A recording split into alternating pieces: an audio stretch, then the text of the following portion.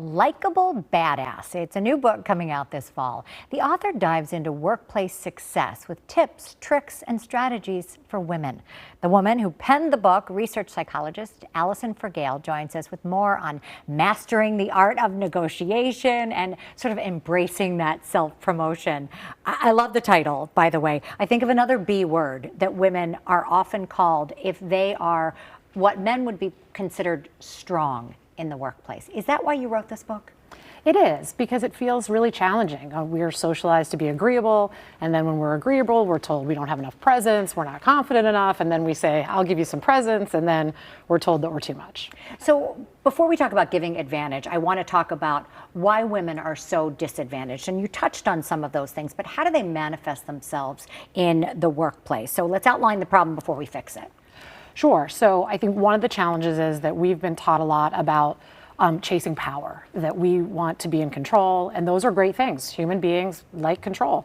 But one of the things that human beings don't really understand very well is the idea of status and respect and being really valued. And so one of the things that I try to help everybody understand, but particularly women, is that we give power and control to people that we think highly of, people that we respect. And so when we start to get more strategic and purposeful about controlling the way that people see us and getting to own our narrative and our story, that gives us some control to be able to say, I do put things out in the world that are worthy of value, and I can get that respect, and that's going to be my gateway to getting the power I deserve. In addition to control, I think confidence plays a big role in that. If you don't believe in yourself, how do you get others to believe in you? And in a workplace that for many, many years was really male dominated, that's tough. I think it's getting better, but it's still tough.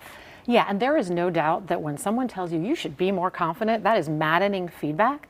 But the science on confidence actually shows that people who show up with a lot of confidence, they are seen as having better ideas, being more competent. And so building your confidence is something that does help you show up in the world in a way that gets other people to notice, even though that feedback, when offered, particularly to women, can be a really frustrating thing to hear and maybe be motivated by some form of bias. But confidence does manifest itself in good qualities. And part of that is practicing it. I know that one of the things that you're discussing in the book that we'll get to read in September is the fact that you need to think about what someone may come back at you with and be able to handle that. And that requires some practice. Absolutely. So I am a huge proponent. I always say, advocate for the small stuff.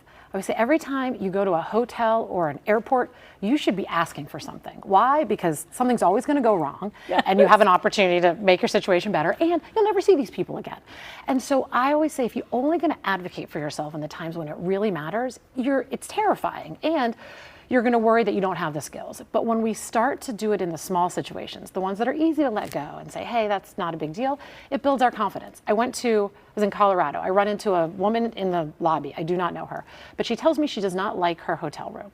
And I said, well, go to the front desk and just advocate for yourself. Ask them to change it. You can do that? I said, well, you can try, go. That's my exact response. What? So I run into her the next day and she says, you're not going to believe it. They moved my hotel room. I said, I do believe it. But what she said next, I will never forget. She said, I wonder what else I could be asking for. And I thought that's the idea, right? Little things that you're easy to just say, I'm only here 2 days. I can stay in that room. Little things, they build skills, they build confidence. They set us up for success to be able to advocate for ourselves skillfully in those situations that do feel more consequential. What's the sweet spot? And we only have a little bit of time left, but between asking for so much that they'll come back and you'll meet in the middle, or asking for so much that they're like, okay, I'm not even going to negotiate with you. Absolutely. There is a risk, and women are very fearful of this. I ask for too much, people will walk away. Right. One particular strategy that has good research support that I really like is putting a few options out on the table.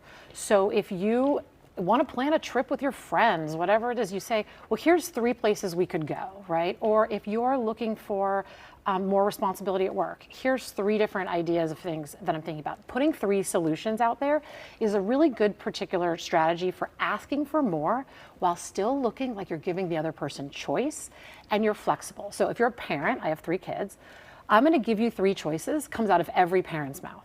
But the choices are done for 2 purposes. I want to be able to build a good relationship and have my child think that they have some say, but I'm carefully choosing my choices so that no matter what they pick, I'm getting something that's going to meet my needs, right? You want broccoli, you want green beans, you want cauliflower, whatever it is. Yeah. The same idea Brilliant. actually works. Yeah. It's brilliant. And I know you have many more tips coming out in the book. We'll have to have you back in September when the book comes out. I'm looking forward to it. You can check out more of the speaking engagements right now and workshops at AllisonFragale.com. We'll be right back.